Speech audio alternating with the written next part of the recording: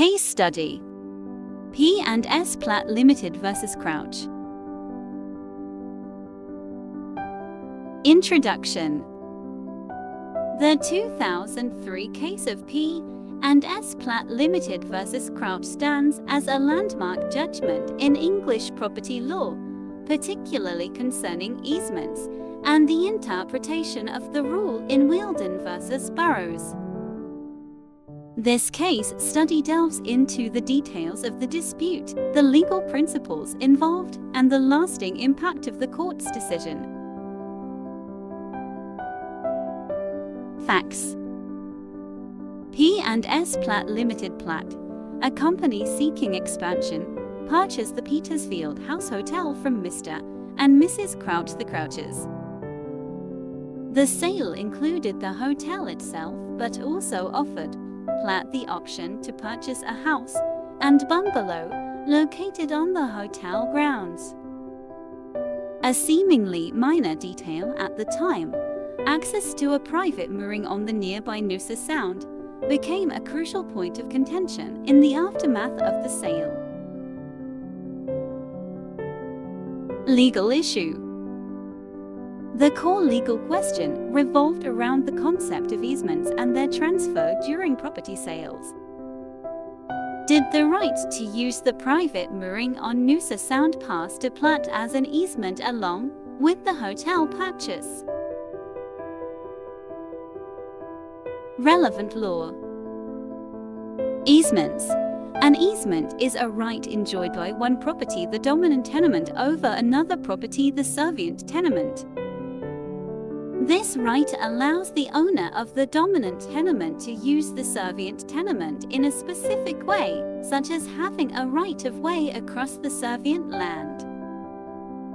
Rule in Wealden v. Burrows. Established in the 1879 case of Wealden v. Burrows, this common law rule dictates that when a property is sold, any continuous and apparent easements used by the previous owner are automatically transferred to the new owner, even if not explicitly mentioned in the sale agreement.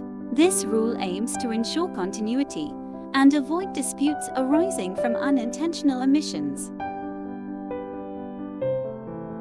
Reasoning and holding. Platt argued that the right to use the mooring was a crucial amenity for the hotel's operation.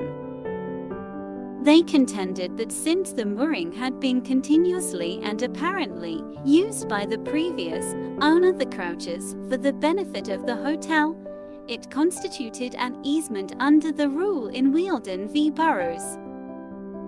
This easement, they argued, automatically transferred to them as the new owner of the hotel dominant tenement.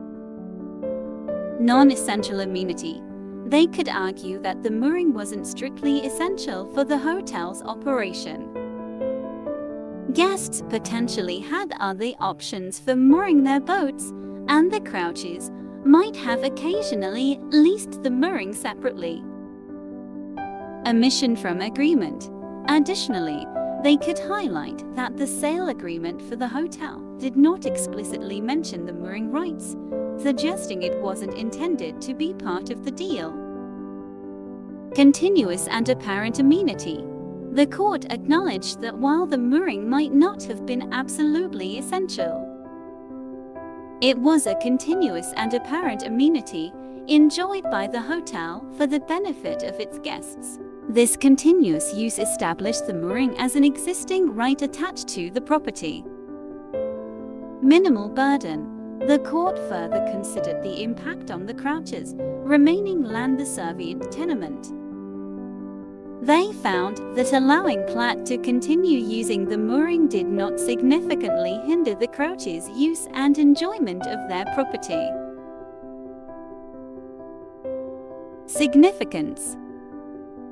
Reaffirmed Wealden versus Burrows. The case reaffirmed the importance of the rule in Wealden v. Burrows when considering easements during property sales.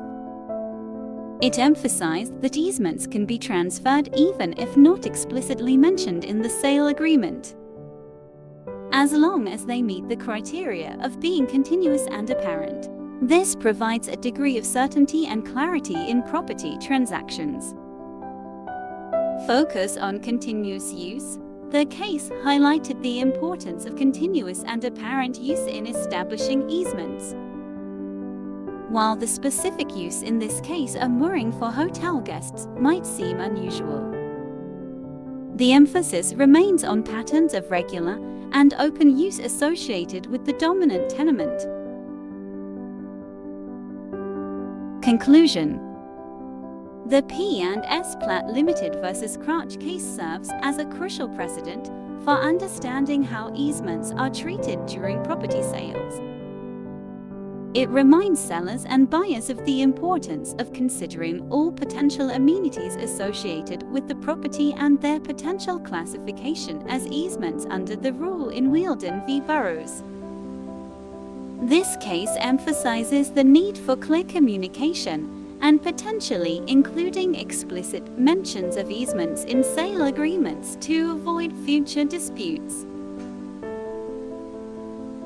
If you are a law student and looking for more case studies, visit our website www.mylawtutor.net.